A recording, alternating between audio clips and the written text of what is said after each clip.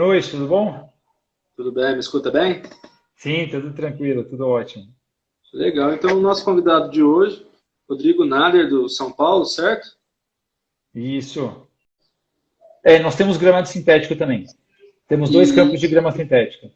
você percebe que há alguma diferença em termos de lesão, em termos de desempenho, por conta do gramado, ou terrão, ou sintético, Sim, quanto mais dura é o piso, né? A gente tem uma série de mudanças aí, tanto, tanto do atleta, né? Tanto desse sistema elástico do músculo do atleta, quanto da bola também, né? Então a gente percebe que quando eles jogam na grama, normalmente a bola, mesmo que a grama esteja um pouquinho mais baixa, ela segura um pouco mais, ela amortece um pouco mais. Porque a grama, principalmente lá no CT, a grama ela mais fofinha, vamos dizer assim, ela absorve um pouquinho mais, né, o impacto.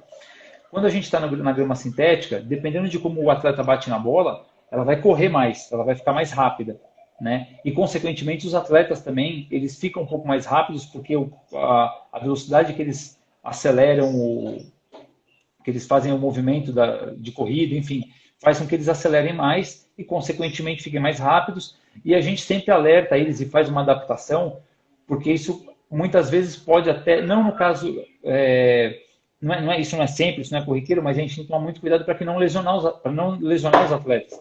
Porque quando o campo é muito rápido, eles às vezes acabam esquecendo isso, aceleram muito, às vezes não conseguem brecar, eles têm que se adaptar um pouquinho a esse piso, né? Brecar diferente, tem realmente uma adaptação, sim, que a gente procura fazer quando usa os gramados sintéticos, mas de maneira geral, a gente tem que tomar realmente muito cuidado com esse tipo de grama, ou até o piso mais duro, se for um terrão, alguma coisa assim, uhum. porque a chance de lesão ela é grande, né? Então a gente tem que tomar realmente bastante cuidado. Sem dúvida nenhuma, membros importantíssimos da comissão, né? Participamos diretamente das decisões, diretamente do trabalho que é feito e diretamente do plano de jogo, enfim, da maneira como nós vamos jogar. E nós, como preparadores físicos, também temos essa preocupação e esse objetivo de fazer o trabalho direcionado para o que o clube quer. Né? Por exemplo, não adianta eu ter um time.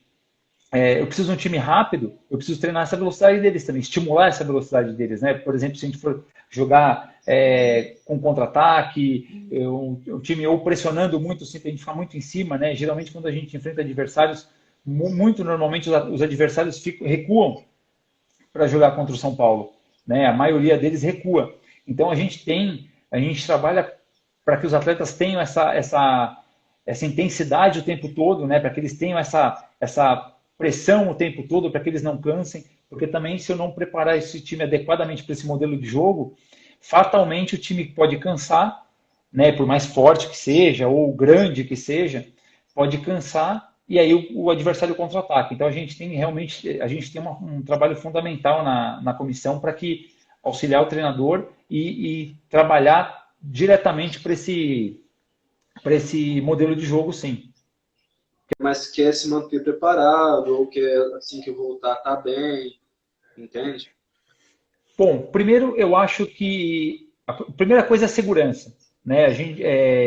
Eu acompanho muito, eu recebo sempre alguns comentários, enfim, e perguntas, me fazendo essa pergunta, né? Pessoas me perguntando. O que eu sempre falo para eles é que primeiro, inicialmente façam as coisas com segurança, tenha uma pessoa responsável acompanhando, né? No caso, como vocês têm feito, né? Tem prescrito os exercícios para eles. Eu acho que isso é fundamental, isso é muito importante, né? Ter alguém que saiba o que está fazendo, alguém competente para poder orientar. Isso eu acho fundamental, né?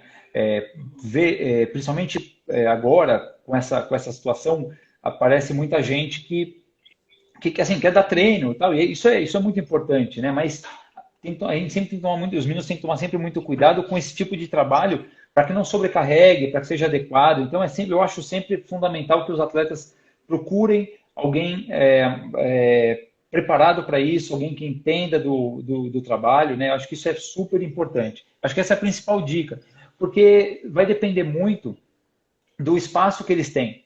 Né? Se eu, por exemplo, eu posso citar um exemplo de um atleta que eu trabalhei agora há pouco tempo no México, e ele tinha academia lá, a quarentena deles lá era um pouco mais leve, e ele tinha academia no prédio. Então ele desceu durante um tempo para treinar, eu passava o treino para ele dentro da academia.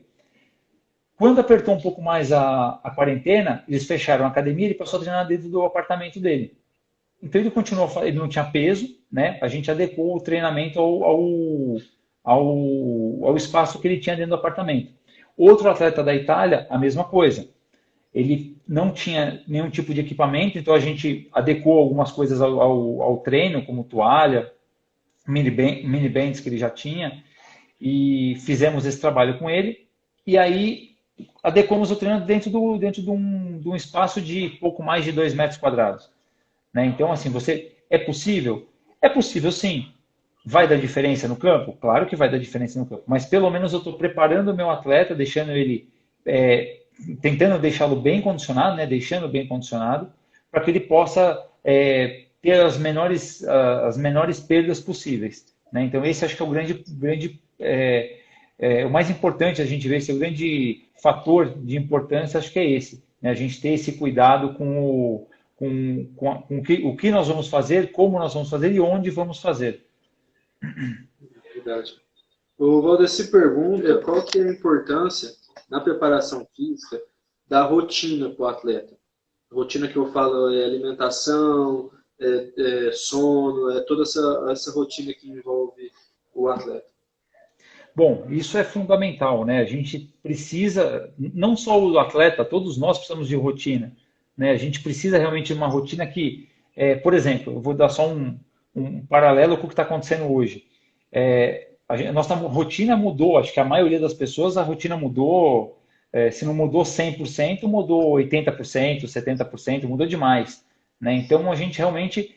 e todo mundo sofreu, principalmente no começo, acho que a maioria ainda sofre ainda, mas todo mundo sofre com essa mudança de rotina. Então, para os atletas de futebol que usam o corpo deles, né, como meio de trabalho e para tudo, é fundamental que tenham essa rotina bem equilibrada de descanso, essa rotina, essa boa alimentação. A alimentação é fundamental para eles, porque desde o pequenininho a gente às vezes fala, não, mas eu como agora, depois quando estiver perto do jogo eu como melhor. Não.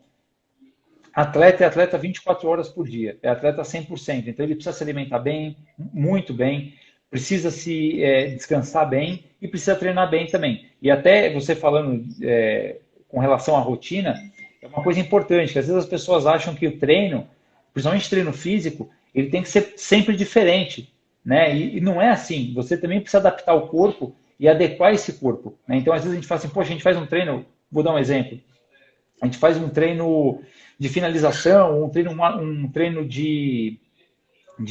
técnico, onde eu repito várias vezes os mesmos movimentos num treino, logo depois, num outro dia eu faço de novo. E às vezes os garotos não entendem da importância disso também, né? De você ter esse aprendizado, você repetir várias vezes, repetir não só um dia, mas repetir ao longo dos dias para que você fixe isso, né? Para que se fique mais para que fique mais natural todos os movimentos, tudo que a gente vai fazer. Então a rotina para os atletas ela é fundamental e por isso que eu acho também que eles estão sofrendo, né? E vão sofrer um pouco para se adaptar por causa da rotina. Porque o nosso corpo se adapta muito fácil, né? Então a gente e essa readaptação ela também pode vir a criar um pouco de instabilidade para os meninos, né? Porque eventualmente todos nós acho que estamos dormindo um pouquinho mais tarde, às vezes acordando um pouquinho mais tarde, dependendo do que cada um faz, né? Então isso muda um pouco também. Então quando nós voltarmos à nossa rotina normal, e os atletas também, eles fatalmente vão sentir. Então é muito importante que eles consigam e que eles tenham esse objetivo de tentar manter o máximo possível a rotina. Evitar ficar até tarde, até porque quando você está dormindo, você tem uma série de hormônios que está trabalhando no seu corpo, principalmente hormônios de desenvolvimento, né? Então é importante que eles funcionam durante a noite. Então não adianta nada o atleta dormir, ficar acordado até 5 da manhã, que a gente sabe que de repente eles não têm alguma obrigação no dia seguinte, e dormir durante o dia. Né? O corpo deles não vai se desenvolver e se adequar conforme faria se tivesse dormindo adequadamente. Então, você colocou bem que assim, é uma coisa muito importante, é o seguinte, eles escolheram isso para a vida deles, né? Para você chegar a um patamar onde você pode, de repente, estar num clube europeu, numa condição de vida melhor, trabalhando num clube profissional, isso aí é uma coisa que você vai ter que ralar muito, mas vai ter que pegar muita chuva, vai ter que treinar no sol, vai ter que acordar muito cedo para alcançar. Então, realmente, a gente sabe que assim, não é, nada vem de mão beijada, isso é certo. Nada vem de mão beijada. Então, se eu achar que eu vou dormir tarde, que eu vou comer mal, quando voltar eu retorno, uma coisa importante, quem estiver melhor preparado, quem estiver se preparando agora, quem estiver se adequando agora, estiver consciente do que faz e o que quer fazer, quando tudo isso acabar, vai dar um passo à frente. Pode ter certeza. Vai estar um passo à frente. Vai estar muito mais preparado, muito mais adaptado já, ou com um corpo mais adaptado a fazer o que a gente vai propor quando voltar. A gente procura respeitar muito. O São Paulo ele sempre vai olhar para a parte técnica do atleta, né, independente do seu tamanho.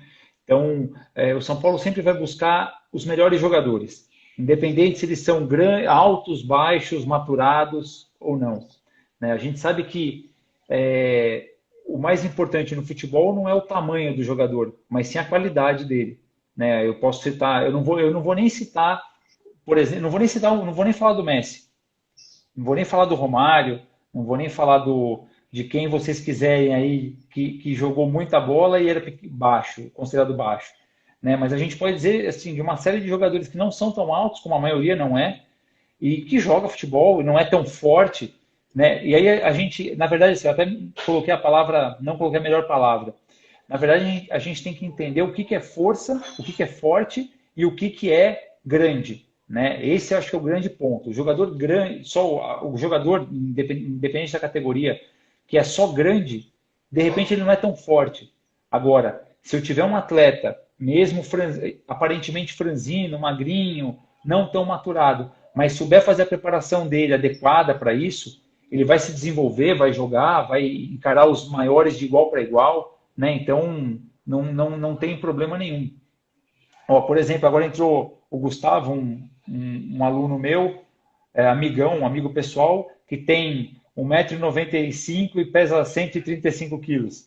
Então é um cara que é grande e forte, né? Então, tá aqui um abração, Gu. É um cara que é grande e forte, mas muitas vezes a gente tem, às vezes, principalmente no futebol, atletas que são, às vezes, muito grandes, que chamam a atenção pela altura, mas eles não apresentam tanta força. Né? Então, é claro que também, se ele tiver qualidade técnica, nós vamos trabalhar para que ele desenvolva a força dele. Né? Mas a grande preocupação com a grande preocupação com os atletas não é a maturação deles. Assim, no caso, se não for maturado, a gente não seleciona, não é isso. E sim a qualidade técnica. É isso que a gente vai buscar sempre. Talento versus preparo. Quem leva vantagem? Eu acho que o talento bem preparado leva vantagem. Tá? Isso é uma discussão eterna de quem está melhor. Eu vou falar rapidinho, eu participei de uma vez de uma mesa redonda onde alguns preparadores físicos de outros esportes participavam, de MMA, e eles diziam que a preparação, que o cara bem condicionado levava vantagem no final das contas sobre o cara melhor, mais talentoso. E eu discordei, porque quando você fala de um cara talentoso, ele sempre pode tirar algo a mais, mas ele tem que estar bem condicionado. Então eu acho que é um casamento que não pode nunca se separar. Né? Assim, o talentoso, bem condicionado, vai sempre fazer a diferença. Né? Então acho que esse é o grande ponto. Acho que a união dos dois é a melhor coisa, assim, a melhor resposta. Tá certo. Obrigado, meu pessoal, que está elogiando a live. Vamos para mais outra daqui a pouco, viu? Obrigado, Rodrigo. Obrigado, grande abraço a todos. Abraço. Valeu, um abração.